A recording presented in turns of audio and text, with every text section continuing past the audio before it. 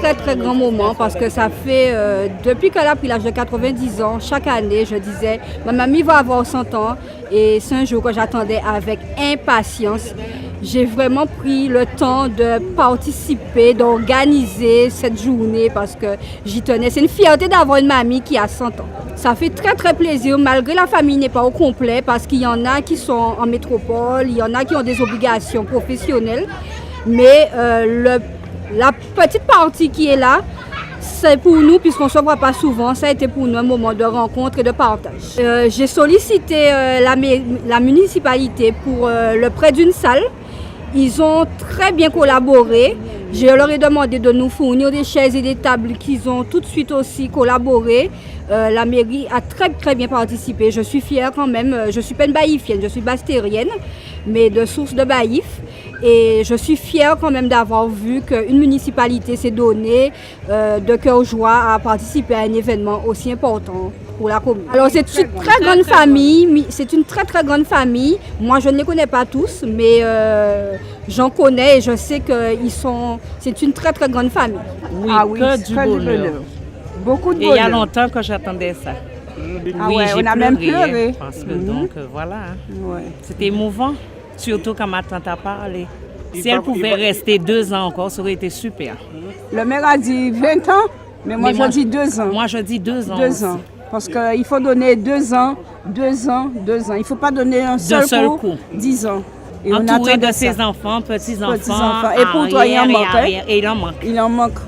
Mais on est fiers d'être là pour l'embrasser, pour l'encourager.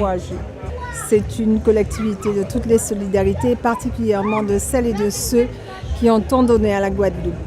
Et qui, mieux que les centenaires, ceux qui ont vécu ce que nous n'avons pas encore vécu et peut-être que nous ne verrons même pas, peuvent exactement être les témoins de cette mémoire vivante qui est la Guadeloupe.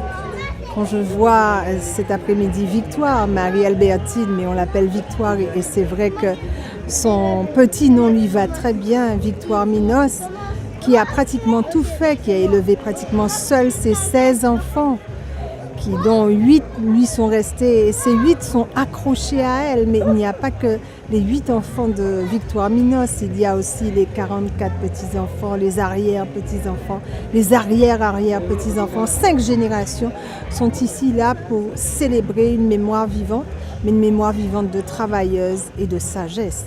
Parce que quand on voit tout ce qu'elle a fait, elle était seule, elle a été lavandière, elle a fait la lessive pour la clinique Pita, elle a fait la canne, elle a fait la banane.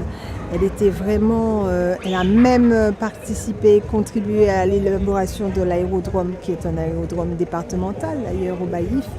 On voit qu'il était important que le conseil départemental, qui se mobilise depuis la nouvelle gouvernance de Madame Bourrel-Lincertin que je représente, aux côtés des centenaires et aux côtés de tous ceux qui font les familles guadeloupéennes.